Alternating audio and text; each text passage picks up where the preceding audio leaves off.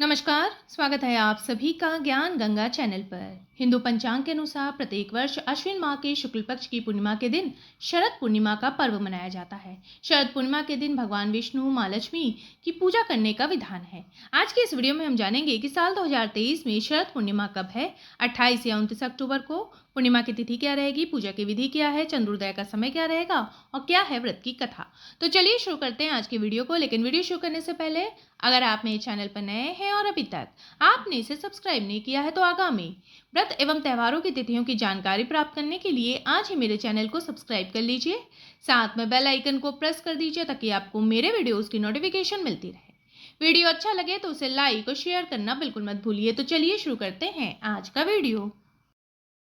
शरद पूर्णिमा के दिन ब्रह्म मुहूर्त में उठकर स्नान आदि से निवृत्त हो जाना चाहिए। उसके पश्चात स्वच्छ वस्त्र धारण करें और व्रत का संकल्प ले। इसके पश्चात पूजा के स्थान को अच्छे प्रकार से साफ करें। भगवान विष्णु और माँ लक्ष्मी की प्रतिमा को स्थापित करें। मूर्ति को कुश के आसन पर रखकर जल से पवित्र करें। उसके पश्चात गंध, अक्षत, पुष्प, धूप, दीव, नैवेद्य, सुपारी और दक्षिणा आदि अर्पित करें। इसके पश्चात भगवान की प्रतिमा के सामने शुद्ध घी का दीपक जलाएं। साथ ही माता पार्वती और भगवान विष्णु को सफेद या पीले रंग की मिठाइयों का भोग लगाएं। उन्हें लाल एवं पीले रंग के पुष्प अर्पित करें। रात के समय खीर बनाकर उसे चंद्रमा की रोशनी में छलनी से ढककर रखें। अगले दिन ब्रह्म मुहूर्त में स्नान आदि से निवृत्त होने के पश्चात स्वच्छ वस्त्र धारण करें। माँ लक्ष्मी को खीर अर्पित करें। उसके पश्चात खीर को प्रसाद के रूप में परिवार सहित ग्रहण करें। साल 2023 में शरद पूर्णिमा 28 अक्टूबर 2023 दिन शनिवार को है। सूर्योदय होगा सुबह 6:30 पर, सूर्यास्त होगा शाम के 5:40 पर। शरद पूर्णिमा के दिन चंद्रोदय होगा शाम के 5:20 पर। पूर्णिमा तिथि का आरंभ होगा 28 अक्टूबर की सुबह 4:17 पर और समाप्ति होगी रात के 1:53 पर। शरद पूर्णिमा की व्रत कथा के अनुसार माँ लक्ष्मी और भगवान विष्णु का आशीर्वाद प्राप्त करने के लिए साहूकार की दो बेटियां महीने में आने वाली हर पूर्णिमा को व्रत किया करती थी। इन दोनों बेटियों में बड़ी बेटी पूर्णिमा का व्रत पूरे विधि विधान से किया करती थी, जबकि छोटी बेटी व्रत तो करती थी लेकिन नियमों का उस तरह से पालन नहीं करती थी। नियमों को आडंबर मानकर उनकी अनदेखी करती थी। जैसे ही दोनों बेटी बड़ी हुई, साहूकार ने दोनों बेटियों का विवाह कर दिया। बड़ी बेटी के घर समय पर स्वस्थ संतान का जन्म हुआ। छोटी बेटी को भी संतान हुई लेकिन उसकी संतान जन्म लेते ही दम तोड़ देती थी। जब उसके साथ ऐसा 2-3 बार हो गया तो उसने ब्राह्मण को बुलाकर अपनी पूरी व्यथा सुनाई। साथ ही उसका उपाय बताने के लिए भी कहा। उसकी सारी बात सुनकर और कुछ प्रश्न पूछने के बाद ब्राह्मण ने उसे कहा कि तुम पूर्णिमा का अधूरा व्रत करती हो, इस कारण तुम्हें व्रत का पूरा फल नहीं मिल रहा है और तुम्हें अधूरे व्रत का दोष लगता है।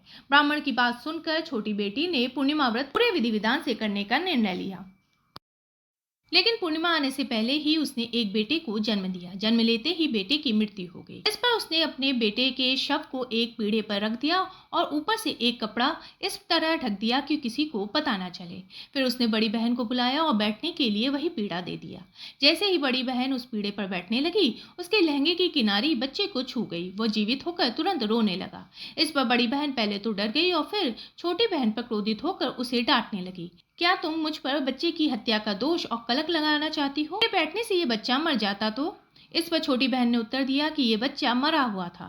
ये बच्चा मरा हुआ तो पहले से ही था। दीदी, तुम्हारे तप और स्पर्श के कारण ये जीवित हो गया। पूर्णिमा के दिन जो तुम व्रत और तप किया करती हो उसके कारण तुम दिव्य तेज से परिपूर्ण और पवित्र हो गई हो। अब मैं भी तुम्हारी ही तरह व्रत और पूजन करूंगी। इसके बाद उसने पूर्णिमा व्रत विधि विधान से किया। इस व्रत के महत्व और फल का पूरे नगर में प्रचार किया। जिस प्रकार भगवान विष्णु और माँ लक्ष्मी ने साहूकार की बड़ी बेटी की कामना पूर्ण कर सौभाग्य प्रदान किया, वैसे ही हम पर भी कृपा करें। मेरे वीडियो में अंत तक बने रहने के लिए आपका बहुत बहुत धन्यवाद। फिर मिलेंगे किसी नए वीडियो के साथ।